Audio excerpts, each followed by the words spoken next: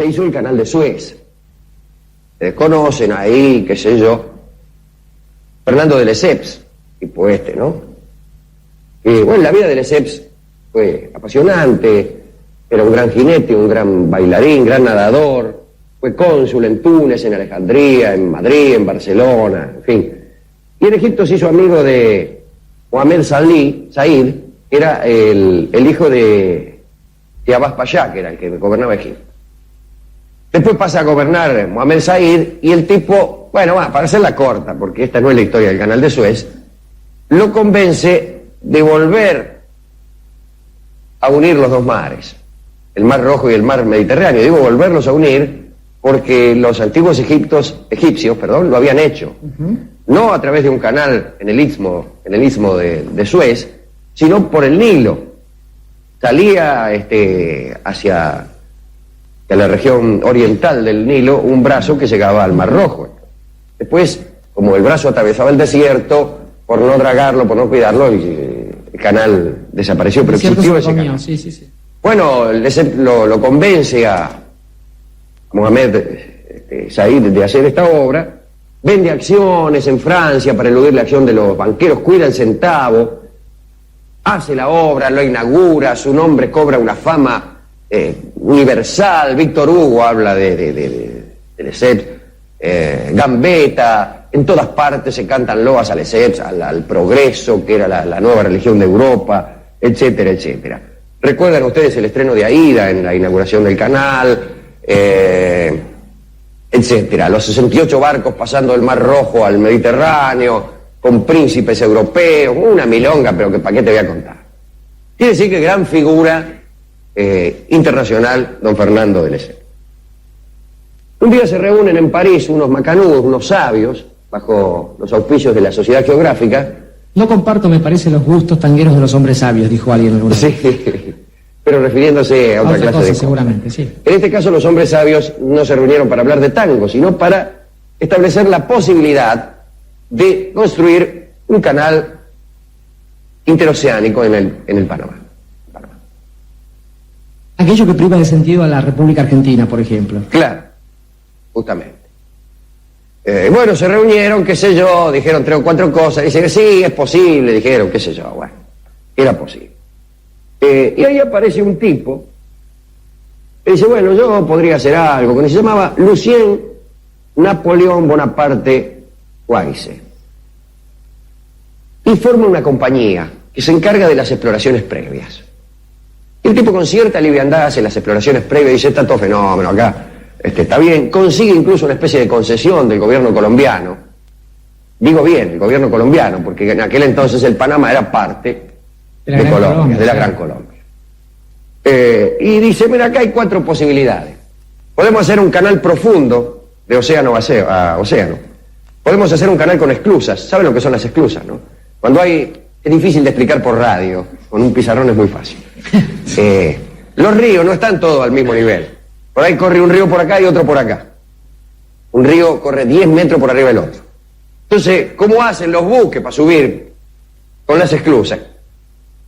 Los encierran en una especie de dique. El arroyo Maldonado y el río Uruguay, sin ir más lejos. Claro, los encierran en una especie de dique, digamos al que viene por el curso más bajo, cierran las puertas del dique y empiezan a llenarlo con el agua del curso superior, hasta tanto el agua llegue al nivel del curso superior. Ahí abren la otra puerta del dique y el buque sigue para arriba. Abajo es lo mismo.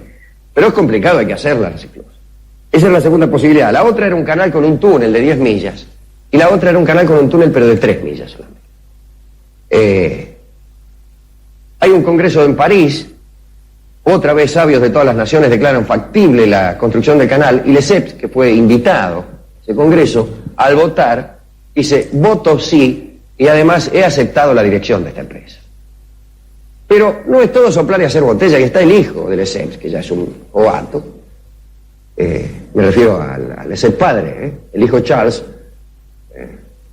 Ve las cosas más claras, dice, esto no es tan fácil, papá. Muchas segundas generaciones fueron buenas. No, hermano, le dice, mejor dicho, papá, solamente se puede hacer un milagro en la vida.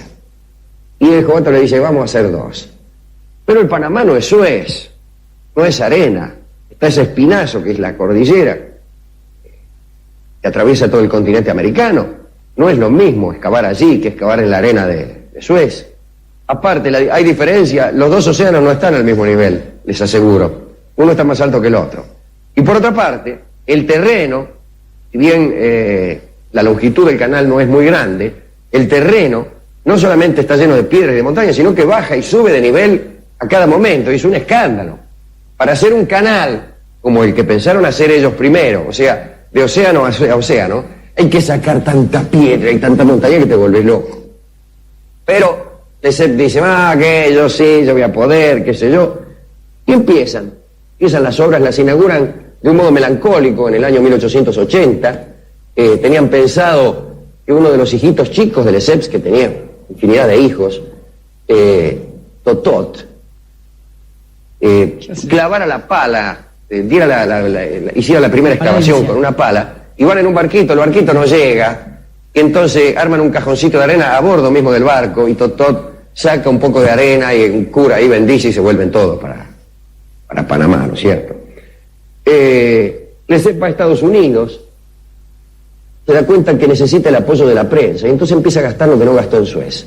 Empieza a comprar el apoyo de la prensa internacional. Y compra bancos también, los bancos le cobran muchísimo por sus servicios, gasta con ligereza senil, porque está viejo, y el canal no avanza. Se dan cuenta que había sido un error tratar de hacer un canal de océano a océano, porque pasan 7 años, el canal no avanza para nada. Finalmente, antes que esto, la empresa va pidiendo préstamo tras préstamo, se va endeudando muchísimo.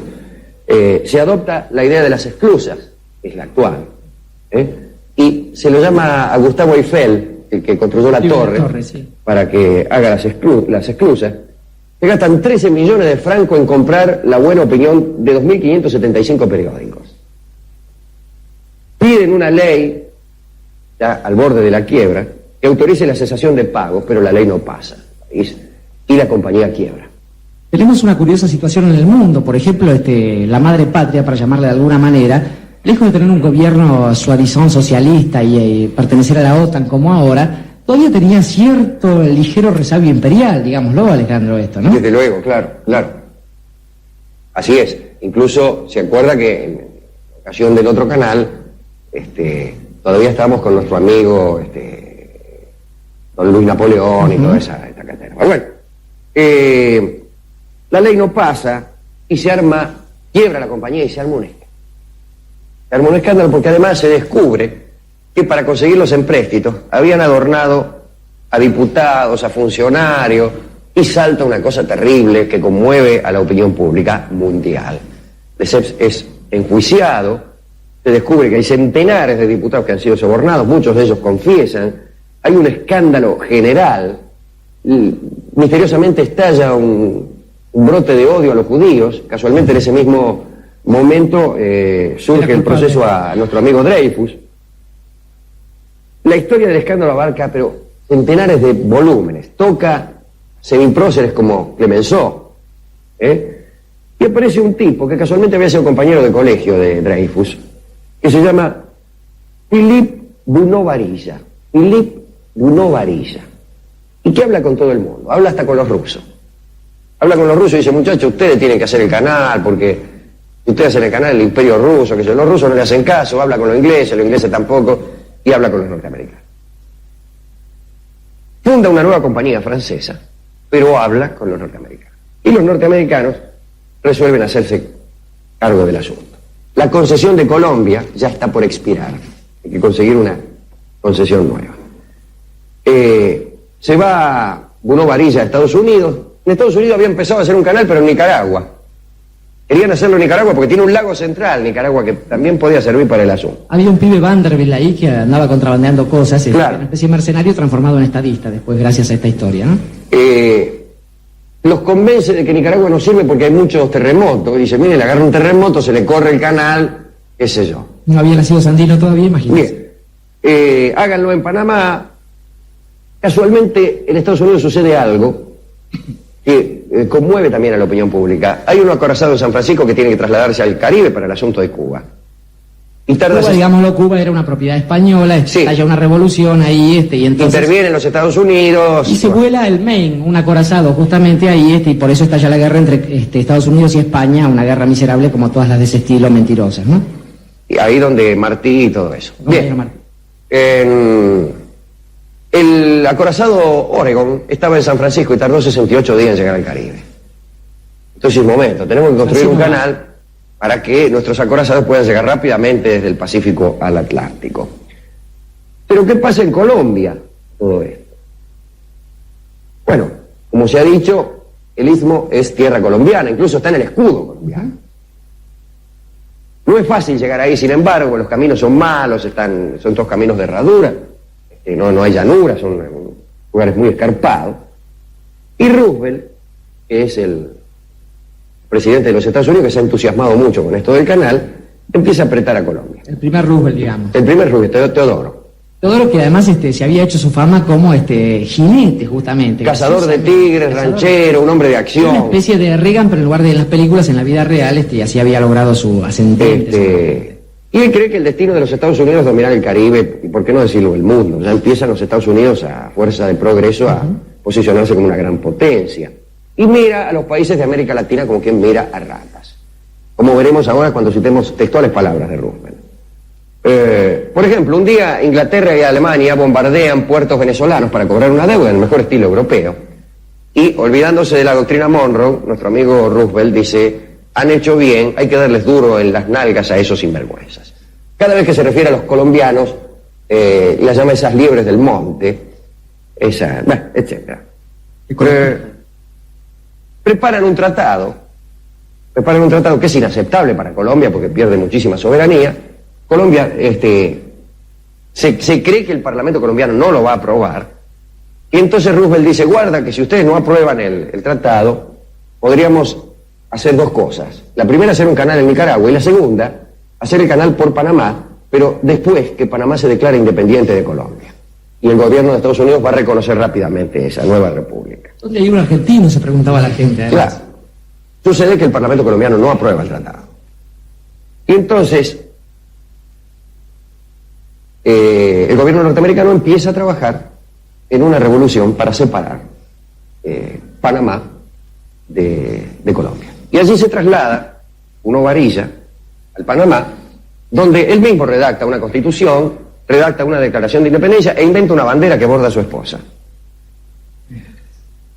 Y estalla una revolución, y un muerto hay. Hay solamente unos barcos norteamericanos que impiden el desembarco de las tropas colombianas que pudieran llegar. La revolución triunfa rápidamente, el gobierno de Estados Unidos reconoce inmediatamente la nueva república, y Bruno Varilla, ese mismo día, es nombrado enviado extraordinario y plenipotenciario de Panamá en Estados Unidos. Y entonces lo recibe Roosevelt, rápidamente Hay, que es creo que el canciller ahí, y Bruno Varilla aprueban el texto de un tratado leonino, el Senado americano también lo aprueba, Estados Unidos le presta $40 millones a la compañía francesa. Bruno Varilla, inmediatamente de hecho del tratado, renuncia a su puesto de embajador plenipotenciario y se retira de la diplomacia y de todo, vuelve a Francia y le conceden la Legión de Honor. Nadie sabe nunca qué pasó con los 40 millones. No renuncia a los honores sino a mi puesto de lucha, dijo. Roosevelt dice: me he quedado corto en esta situación de Colombia porque con esos animales, con esas pequeñas bestezuelas de América Latina hay que tratar así. Lo que no es obvio es para que en 1906 se le conceda a Teodoro Roosevelt el Premio Nobel de la Paz. El canal se termina, Colombia se queda sin Panamá, Roosevelt muere y es Wilson, Woodrow Wilson, el que aprieta un botón para hacer estallar el último terrón de tierra para que las aguas de los dos océanos se junten, y allí quedó esa historia. En Nicaragua no hubo canal, pero sí hubo un poeta, Rubén Darío, quien escribió esta oda al presidente Roosevelt, a este Premio Nobel de la Paz, que vamos a escuchar ahora en la voz de Fernando Fernán Gómez. Un crítico francés de nuestra literatura española dijo que en España apenas hay escritores, sino oradores por escribir. Esa es la voz. Sí, sí, no. Esa, como ya sabía que iba a ocurrir, ocurrió. Esa es la voz de don Miguel de Unamuno. Sí, ese es don Miguel de Unamuno. Lo que viene inmediatamente después, por favor. En todo caso, otro día escucharemos la oda Rubén, que era la justificación de todo esto que acabamos de decir. A ver. Escuchen bien esto. Es con voz de la Biblia o verso de Walt Whitman que habría de llegar hasta ti, cazador, primitivo y moderno, sencillo y complicado, con un algo de Washington y 4 de Nimrod. Eres los Estados Unidos, eres el futuro invasor de la América ingenua que tiene sangre indígena, que aún reza a Jesucristo y aún habla en español. Eres soberbio y fuerte ejemplar de tu raza, eres culto, eres hábil, te opones a Tolstoy y domando caballos o asesinando tigres, eres un Alejandro Nabucodonosor. Eres un profesor de energía, como dicen los locos de hoy. Crees que la vida es incendio, que el progreso es erupción, que donde pones la bala, el porvenir pones. No, los Estados Unidos son potentes y grandes. Cuando ellos se estremecen, hay un hondo temblor que pasa por las vértebras enormes de los Andes. Si clamáis, se oye como el rugir del león. Ya Hugo Agrán lo dijo, las estrellas son vuestras. Apenas brilla alzándose el argentino sol y la estrella chilena se levanta. Sois ricos, juntáis al culto de Hércules el culto de Mammón, y alumbrando el camino de la fácil conquista, la libertad levanta su antorcha en Nueva York. Mas la América nuestra, que tenía poetas desde los viejos tiempos de Netzahualcoyotl, que ha guardado las huellas de los pies del gran Paco, que el alfabeto pánico en un tiempo aprendió, que consultó los astros, que conoció la Atlántida, cuyo nombre nos llega resonando en Platón, que desde los remotos momentos de su vida vive de luz, de fuego, de perfume, de amor. La América del grande Moctezuma, del Inca, la América fragante de Cristóbal Colón, la América católica, la América española, la América en que dijo el noble Guatemoc: yo no estoy en un lecho de rosas. Esa América que tiembla de huracanes y que vive de amor. Hombres de ojos sajones y alma bárbara, vive y sueña y ama y vibra y es la hija del sol. Tened cuidado, vive la América española. Hay 1000 cachorros sueltos del león español. Se necesitaría, Roosevelt, ser por Dios mismo el riflero terrible y el fuerte cazador para poder tenernos en vuestras férreas garras. Y pues contáis con todo, falta una cosa: Dios. Ahora hablaremos de dientes famosos. Así que, atención, dentistas. Algunas de estas historias las hemos contado, otras no. Pero el diente como reliquia es el tema, ¿no? En Ceilán, la isla que también se llama Sri Lanka, se venera el Dalada o diente sagrado de Buda. Es quizá la mayor reliquia budista, pero algunos dicen que aquel diente no perteneció al Buda. Vamos a ver. Cuando Buda murió, en el 476 a.C., sus discípulos lo incineraron a orilla del río Ganges. Uno de ellos, uno de sus discípulos, llamado Gema, salvó de las llamas el canino superior izquierdo. El diente, que se llama canino superior izquierdo, lo salvó de las llamas. Habrá sido todo una hazaña. Casi hasta le diría que es más fácil salvar de las llamas al Buda entero que no solamente su canino superior izquierdo, porque esto exige toda una operación odontológica de carácter perentorio, otra vez que podría suceder que se quemara uno mismo queriendo rescatar un diente. Pero no sé cómo este muchacho Gema salvó este diente y lo llevó a la ciudad de Dantapura, que es, como todos sabemos, la capital del reino de Kalinga, donde lo entregó al rey de ese lugar, Brahmadatta. Y allí estuvo durante 800 años el diente. Mucho tiempo para un diente y para cualquier cosa. Muerto de risa el diente durante 800 años en la ciudad de Dantapura. Hasta que otro rey llamado Guhesimba se interesó por la reliquia. Guhesimba abjuró del brahmanismo y se convirtió al budismo. Además, expulsó de su región a quienes no veneraban a Buda y al diente que guardaba. O sea, el rey de aquel lugar era un rey brahman, hinduista, no budista. Pero este rey, Guhesimba, se interesó por el diente y, acaso influido por el carácter persuasivo que suelen tener los dientes caninos superiores izquierdos de los grandes profetas, se convirtió inmediatamente al budismo y expulsó de la región a quienes no compartían estas convicciones. Ahora bien, los expulsados, los exiliados, se refugiaron en el país de Pataliputra y desde allí hostigaron a Guhesimba y finalmente lo derrotaron.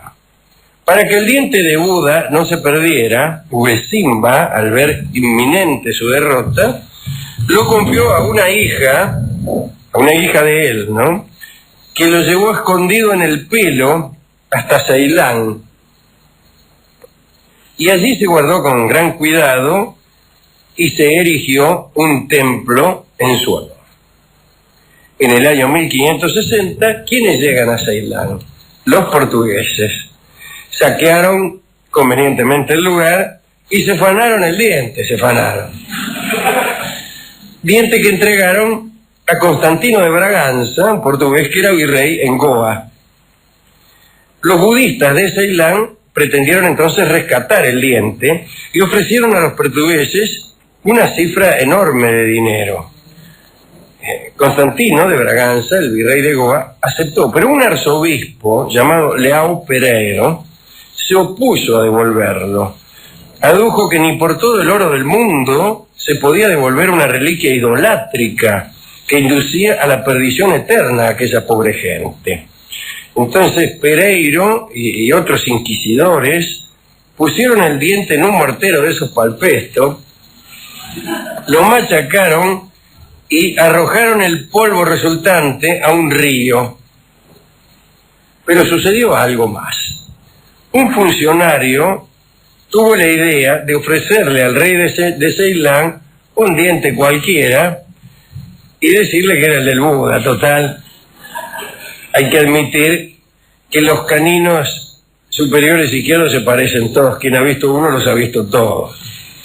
Especialmente si uno no es dentista, caso en el que estaba justamente el rey de Ceilán, o los budistas de Ceilán. Muy bien, se hizo la venta. Y los budistas dieron por buena la reliquia y la llevaron a Kandy, un pueblo de Ceilán, de Sri Lanka, donde descansó sin sobresaltos desde 1590 hasta 1815. El diente fulero. Ahora bien, en 1815 llegaron los ingleses. Los ingleses secuestraron el diente falso y le pusieron guardia armada. Recién en mayo de 1828 el diente fue sacado por primera vez en procesión. Y desde entonces cada año se repite la marcha y acompañan al falso diente de Buda 4 deidades: Nata, la divinidad tutelar de Kanti; Vishnu, que vino incluso de otra religión; Sí, estaba invitado. Kanda, el dios de la guerra; y Patini, una deidad femenina que parece italiana y que es de la salud y la castidad, sin temor a la contradicción. En esa procesión, pues hay decenas de elefantes engalanados, y ahí entre ellos avanza el Dalai Moaligawa, el templo del diente.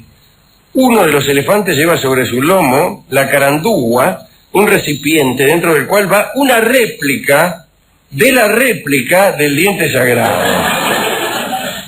Aquel que todos creen que es el original no se muestra al público por temor a que sea robado. Y esto es todo lo que tenemos que decir.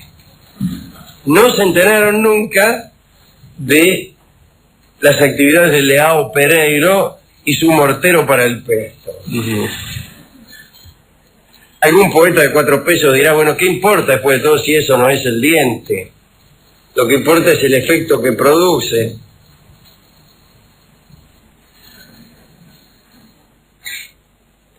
No estoy tan seguro, ya que el efecto que produce es solamente la creencia de que es el diente.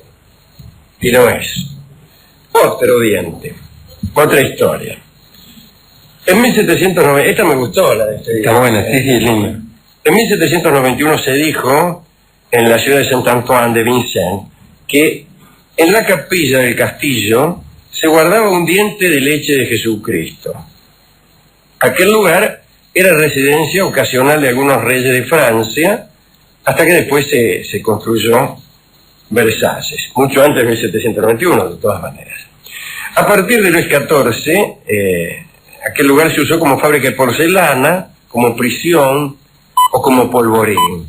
San Luis pasaba mucho tiempo allí, pero en tal caso antes de Luis XIV. Al parecer el que hizo esta crónica la hizo exactamente al revés. Primero cuentan algo que se dijo en 1791, después aclaran que Luis XIV convirtió ese lugar en fábrica de porcelana, y después viene con San Luis, que era Luis IX, varios Luises antes.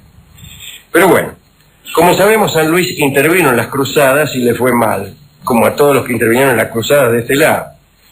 Murió en Túnez, en su segunda expedición. Parece que San Luis, que como saben ustedes era fanático de las reliquias, había llevado varias de ellas a Vincennes. En 1238 se gastó una fortuna para comprarles a los venecianos la corona de espinas de Jesús. También compró un pedazo de la cruz, el hierro de la lanza con la que habían atravesado el costado del Salvador, y así. El caso es que ahí estaba, en Saint-Antoine de Vincennes, ese diente. Decían que era un diente de Jesucristo. Ahora, en 1791 Francia vivía los años de la Revolución, y los vecinos quisieron volar el castillo de Vincennes por ser símbolo del peor absolutismo. Ya se sabe de qué manera piensan algunos. ¿Qué culpa tiene el castillo? Es como si uno se enojara con el edificio de obras sanitarias. Así me dijo uno un día, que yo iba al Alvear. Dice, ¿usted no se había peleado con el Teatro Alvear? No, a mí me echaron del Teatro Alvear, pero no el edificio, me echó una persona. Claro. Bien puede ser que en algún otro tiempo volvamos allí. Pues no estamos peleados con el Teatro Alvear, ni siquiera con sus empleados. En realidad no estamos peleados con nadie. Algunos que comandan, digamos, la estrategia teatral del gobierno de la ciudad, pues no están interesados en que nosotros vayamos, me parece fenómeno. Pero quiero decir, no estoy enojado con un edificio. Y volar el castillo, porque era un símbolo de la monarquía, pero es como volar un dique, porque era el símbolo de andar a saber qué gobierno. Qué cosa, ¿no? Bueno, el símbolo antes que la cosa. Pero no estamos hablando de esto. No sé de qué estamos hablando. Sí, del diente que había allí. Bueno, los vecinos querían volar el castillo, pero llegó a tiempo Lafayette y dijo, che, déjenlo. Y después se investigó un poco a ver qué andaba pasando allí, y el párroco del lugar le pidió a Lafayette que le dejara una dotación cuidando la iglesia. Saben ustedes que durante la Revolución Francesa, bueno, también estaba bastante bien visto el tomar represalias contra las iglesias, algunos curas. Entonces el cura le dijo: mire, ¿por qué no me cuida, general? Dice la iglesia, a ver si viene alguno y me chorea las reliquias. Dice: aquí tenemos unas valiosas reliquias. Y entonces hicieron como una especie de inventario de las reliquias, y dice el acta, tengo el acta del inventario, me la ha hecho llegar el general Lafayette. Dice: abiertos los relicarios y practicadas las ceremonias de costumbre, ha sido hallada una gran cruz dorada, y en medio de ella otra cruz formada con restos de aquella en la que murió Jesucristo, una corona de espinas, sangre de Cristo y un diente de leche, también de Cristo. Todo eso había sido conseguido por Luis IX, y todo fue destruido porque los oficiales de la Revolución consideraron falsas aquellas reliquias y entonces las destruyeron. Yo creo que cuando uno considera una reliquia falsa la debe guardar, pero no como reliquia verdadera, sino como reliquia falsa, como curiosidad histórica. Si uno se declara absolutamente ateo, está bien claro que cualquier reliquia es falsa. Hay que investigar a ver si es falsa o verdadera. Bueno, la destruyeron. Así que, segundo diente, el primero de Buda, el segundo de Cristo, destruido. Algunos dicen que se ha encontrado un diente de Mahoma. En Medina, tras la Égira, Mahoma se convirtió en un magnífico caudillo, y en el 623 atacó una caravana de mequineses y se hizo con un considerable botín. Al año siguiente hizo lo mismo y logró capturar 1000 camellos tras derrotar a Abu Sufyan cerca del pozo de Badr. Ahora bien, los mequineses pertrecharon 3000 hombres, decidieron luchar abiertamente contra Mahoma. Él los esperó al pie del monte Ohod con 1000 guerreros. Ahora, en medio de las peripecias de la batalla, un tal Otba le tiró un piedrazo al profeta y le rompió un diente, que era un central superior. Nadie ha dicho nunca que el diente de Mahoma roto en Ohod fuera guardado, de modo que debió perderse en el desierto. Sin embargo, en el Museo Topkapi de Estambul se guarda aquel diente del profeta junto a otras reliquias no menos preciosas, como un pelo de su barba y su espada. El diente se guarda en una caja ricamente adornada, y dicen que lo había guardado un sultán que había ordenado rastrear cada rincón del pie del monte Ohod para encontrarlo, hasta que lo encontraron. Eso se llama rastrear. Supongo yo, la felicidad del soldado que tuvo la suerte de encontrar aquel diente o aquel fragmento de diente y llevárselo al sultán diciéndole: sultán, ¿será este el diente que usted buscaba? ¿Cómo saberlo? Y ya me han traído tantos. San Isidro es el patrono de Madrid. Esta es la última historia. Murió allá por el 1130, y su cuerpo, cuando murió, como tenía fama de santo ya, ¿no?, fue tan solicitado que sucedieron cosas extrañas. En 1381 visitaron el lugar donde se lo guardaba embalsamado el rey Enrique II de Trastámara y su esposa Juana. Y la reina Juana, desesperada por tener algo del santo, se afanó un brazo, pero la obligaron a devolverlo. Algo parecido sucedió con una doncella de Isabel la Católica, que acompañó a Isabel cuando visitó el sepulcro, y también quiso quedarse, no sé si con un dedo. Cuando nació Carlos II, el hechizado, recuerdan, el último de los reyes Habsburgo, un rey que, entre otros problemas, tenía el de la esterilidad. Entonces, parece que fueron a buscar el cuerpo entero de Isidro para meterlo en la cama de Carlos II, a ver si se curaba de tantas enfermedades como tenía.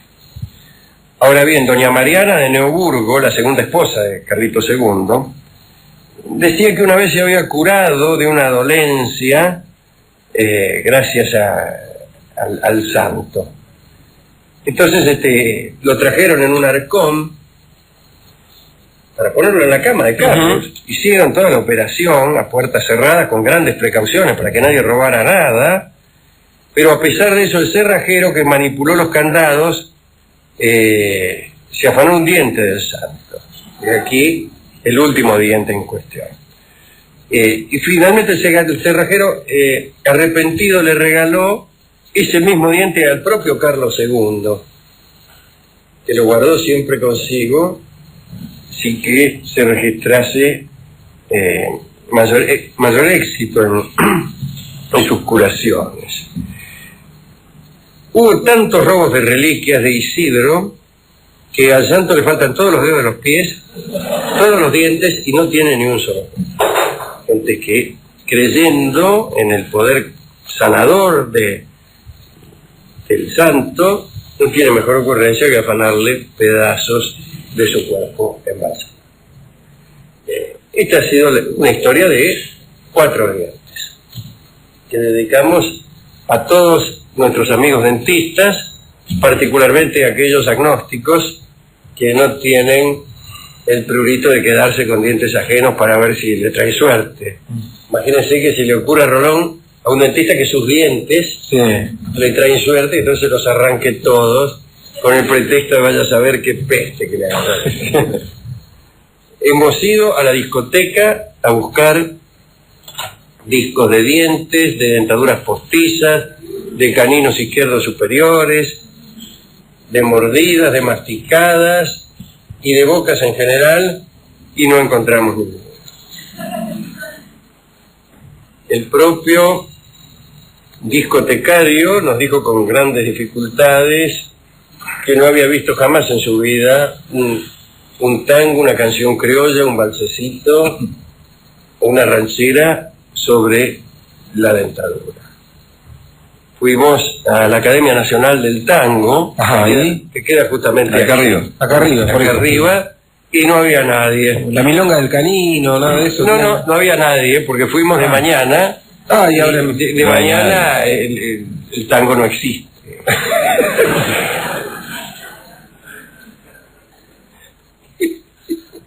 De mañana uno tiene la sensación de que el tango fue un mal sueño. De modo que hemos resuelto traer un disco nuestro, un disco de los radiocines, que se llama, a falta de dientes, se llama Una Boca. Una Boca es, como todas las canciones de este disco, muy breve. Es la ventaja que tiene. La canta, y esta es otra ventaja, Julia Senko, y la escucharemos ilustrando estas referencias odontológicas e históricas que hemos dado hoy. Adelante, Julia Senko. Hablaremos esta noche de la lanza de Longinos. Los llamaremos Longinos finalmente. Bueno, me parece bien. O Longuino. No, en realidad la forma correcta sería Longuino, como lo diría alguno de los cofrades de este señor. Pero digámosle Longuino, entonces. Longuino está bien. Y mi abuela solía decir Longinus cada vez que se le perdía algo, y la gente buscaba centuriones en vez de las llaves. Sí. Pero bueno. Bueno, en realidad no se sabe mucho de este señor. No hablaremos de él, sino de la lanza, ¿no? Bien. No se sabe mucho de este señor, y el episodio, por cierto, no está ni siquiera... no lo nombran en la Biblia. Está en cierto evangelio apócrifo de San Nicodemo, y ahí sí se lo nombra, y después se fue construyendo posteriormente una leyenda. Se lo hizo proceder de la ciudad de Cesarea, o Cesarea. Que es, digamos, la parte, la población marítima más cercana a Jerusalén, y ahí traían los pescados, por eso, pescado de mar, ¿no? Se lo hizo centurión del ejército romano, y se dijo que era el que le había dado un lanzazo final al Cristo, el lanzazo de gracia para rematarlo, o para, mejor todavía, para comprobar su muerte. Exactamente. Para comprobar su muerte, ya que, de hecho, cuando él lo lanzó, el Cristo ya estaba muerto. También se ha inventado muchas, han hecho películas que no vale la pena mentar, porque quizá la película y la novela histórica de los últimos años no son muy ni siquiera consecuentes desde el punto de vista mítico con los sucesos de la mitología o de la historia, ¿no? Este muchacho australiano ha hecho un gran esfuerzo haciendo hablar en latín, ciertamente no en la Restituta, sino en un latín extraño, y en arameo a los personajes de su película sobre el Cristo, ¿no? Pero es la aproximación mayor, respetando sí la versión de los evangelios más leídos. Bueno, Mel Gibson, esta lanza que usó este amigo Longino, se convirtió en un objeto sagrado del cristianismo, un objeto muy buscado, y aunque al principio los cristianos no contemplaban este culto a las reliquias, a partir del siglo IV empezaron a ser requeridas, y la búsqueda de reliquias llegó al apogeo durante las cruzadas. De hecho, Federico el Sabio donó a la iglesia de Wittenberg nada menos que las 5.000 reliquias que poseía esto es a principios del siglo XVI, ¿no? En realidad, durante el medioevo existían talleres en diversas partes del imperio o del mundo cristiano, especialmente en Italia, dedicados exclusivamente a la creación de reliquias que posteriormente se vendían como auténticas, claro, e iban a parar a monasterios, iglesias y palacios. Aquellas reliquias estaban impregnadas de santidad, según se suponía, y también de poder. Se las consideraba talismanes protectores, tenían efecto curativo sobre muchas enfermedades, y existía otra poderosa razón para que las reliquias tuvieran mercado. Cualquier comunidad que poseyera reliquias tenía garantizado el mantenimiento, gracias a las limosnas de los fieles y a los regalos de los más pudientes. Al relatar el episodio en que un centurión romano atraviesa con su lanza el costado de Jesús al término de su pasión, el Evangelio hace alusión a la profecía que decía que ninguno de los huesos del Salvador sería quebrado, ya que los romanos, para acelerar la muerte del crucificado, le rompían los huesos de las piernas. La presencia entonces de aquel soldado en el Gólgota fue tomada como instrumento de Dios para que todo lo predicho se cumpliera. De allí que la Iglesia lo santificara como San Longinos. El hombre de Longino, es el nombre, digo, como se ha dicho, no figura en el Evangelio, sino en un evangelio apócrifo que es el ya mentado de Nicodemo, que también se llama Hechos de Pilatos, en los que además se menciona a los ladrones crucificados junto a Jesús, Gestas y Dimas. Bueno, tal como explica el investigador Jesús Callejo, ¿qué tal? Actualmente existen 4 lanzas de Longinos. Algo así como la inflación celestial. Claro, muchas más, 3 más de las que existían aquel mismo día en la cumbre del Gólgota. La más famosa se conserva en el Vaticano.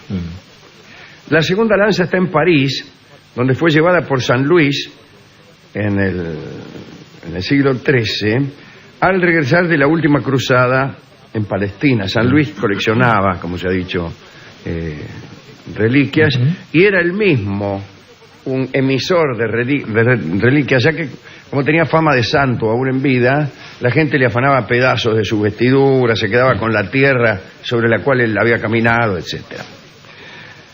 Y la tercera lanza es la que se custodia en el Museo del Palacio de Hofburg en Francia, no, en Viena, quiero decir, esta es en Viena, ¿no? Y es la que posee una historia más fascinante, porque fue la lanza que encandiló a Constantino el Grande a Carlomagno, a Federico Barbarroja e incluso a Adolfo Hitler. La cuarta lanza se conserva en Cracovia, Polonia, pero tan solo es una copia de la vienesa que Otón III regaló a Boleslav el Bravo. Entonces la tercera es la más interesante y probablemente la más antigua, ya que, como apunta el historiador Galán Slava, se trata probablemente de un puñal prehistórico de la Edad de Hierro que alcanza 30 centímetros de longitud. Está partida en 2 pedazos unidos por medio de una funda de plata. En el siglo XIII se le añadió un clavo, pretendidamente uno de los que sujetaron a Cristo en la cruz, en el fragmento correspondiente a la punta, aprovechando el canalilio central. El clavo está sujeto a la lanza con hilos de oro, plata y cobre. En el trozo del mango se observan 2 diminutas cruces de oro. La reliquia se guarda en un antiguo estuche de cuero forrado en terciopelo rojo. Se dice que la Santa Lanza fue recogida y puesta a salvo por José de Arimatea, junto a otros objetos personales de Jesús. José era el amiguete. El alquilino de la tumba, claro, incluso. Era muy amigo de Jesús. Se dice que él juntó algunas cosas, entre ellas nada menos que aquella copa utilizada en la última cena y utilizada también, según algunos, para recoger parte de la sangre del Cristo, copa que después fue conocida como el Santo Grial y que tiene unas virtudes que para aquí le voy a contar. Todos estos objetos, incluido el Grial, llegaron a manos de San Mauricio, que era comandante de la Legión de Tebas, martirizado junto a sus 6.000 hombres por Maximiliano Herculio, por negarse a seguir sus órdenes de hacer sacrificios a los dioses para asegurar la victoria sobre el rebelde Bagaudae. Hágame un sacrificio para asegurar la victoria sobre el rebelde Bagaudae. Me niego, dijo San Mauricio. Bueno, será usted martirizado junto a sus 6.000 hombres. Todo esto lo dijo Maximiliano Herculio. Ese era su apodo. De aquí pasaría, me refiero a Maximiliano, no, a la lanza, a Constantino, el emperador romano, el primero que se volvió cristiano.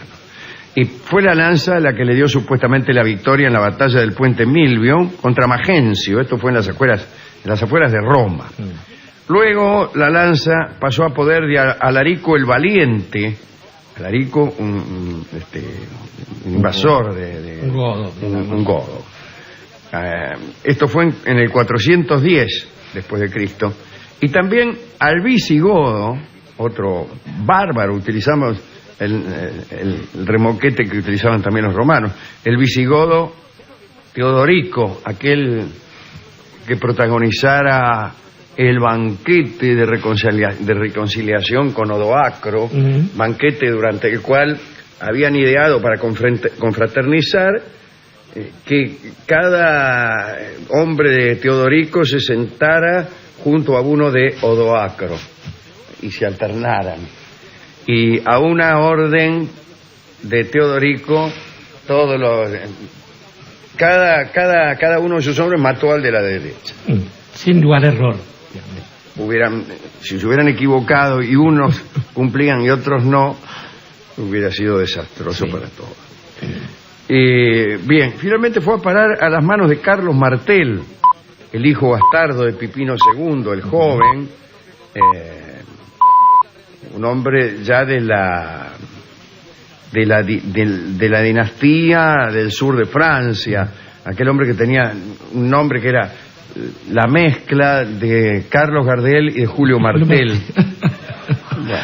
Para no meter todos en la misma bolsa, ya que esto ocurrió durante la famosa batalla de Poitiers en el siglo VIII, en la que Carlos Martel derrotó a los árabes. Fue una batalla decisiva, porque si no fuera por este hombre, los árabes hubieran conquistado hasta Escandinavia, hasta Buenos Aires. Sí.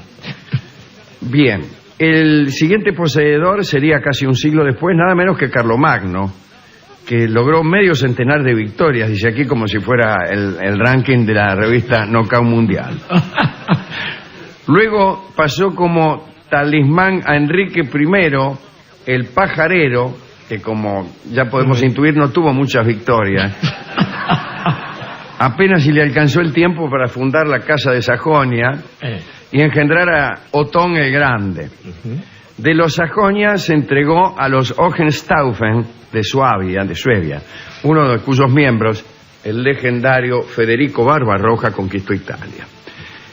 La historia de la reliquia llega hasta el siglo XX y termina en manos de Adolfo Hitler. La historia se la debemos al periodista y ex militar Trevor Ravenscroft, que la escuchó a través del matemático y ocultista Walter Johannes Stein, asesor personal de Winston Churchill. Escribió Ravenscroft: y como consecuencia directa de estas investigaciones conoció a Hitler, quien en aquellos tiempos no era más que un don nadies que vivía en una pensión de ínfima categoría en Viena. Durante los 4 años anteriores al estallido de la Primera Guerra Mundial, él había descubierto la leyenda del destino histórico del mundo asociada a la lanza que se encontraba en la Casa del Tesoro Habsburgo, y también en aquellos tiempos soñaba con el día en que la reclamaría como talismán para la conquista del mundo. Quiere decir que si no fuera, etcétera. Sí. Cuando joven, Hitler se empapó de toda la historia de la lanza en el Museo de Viena y supo de inmediato que aquel era un asunto importante en su vida y nada más. Descubrió que poseerla lo asociaba a un poder procedente del cielo, de ahí que cuando Austria fue incorporada al Tercer Reich, Hitler ordenara trasladar desde Viena a Nuremberg el tesoro de los Habsburgo. O sea, no solo la lanza, sino todo que estaba... Ocurrió en marzo de 1938, quedando expuesta la lanza en la cripta de Santa Catalina, escenario de las actividades de los maestros cantores de la Edad Media, ópera que era la preferida de Hitler. Hitler supo por revelación, de qué otro modo se pueden saber estas cosas, que debía guardar el objeto bajo la custodia de oficiales de la SS, y sigue explicando Ravenscroft. El descubrimiento más importante que hizo el joven Hitler mientras estudiaba la historia de la lanza no estaba relacionado ni con los emperadores ni con sus dinastías de poder. Descubrió que la lanza había sido la inspiración para la fundación de los caballeros teutones, cuyas acciones caballerescas y valientes, y cuyos votos irreversibles y disciplina ascética habían constituido la esencia misma de sus sueños infantiles. Bueno, así quedó la lanza al cuidado de las SS durante varios años. Hitler intentó ser favorecido por ella hasta que al final de la guerra comprendieron que era más bien yeta, ¿no? Y la lanza fue recuperada por los aliados. Lo cual explica el destino de Gran Bretaña. Sí. Y a pesar de la fascinación que al parecer sintió por ella el general Patton, la devolvieron a sus legítimos propietarios, me imagino al ejército romano. La familia Longuino. No, regresó con el resto de los tesoros a las vitrinas del Palacio Imperial de Hofburg. Sin embargo, es la lanza de las 4 que hay, tiene la historia más interesante, pero es aquella a la que menos rigor histórico se le puede atribuir. Esto es todo lo que tenía que decir acerca de esta lanza que está allí, muerta de risa, esperando. Esperando que llegue... Esperando nada. Que va a las lanzas no esperan. Las lanzas no esperan. Como su nombre lo indica habitualmente.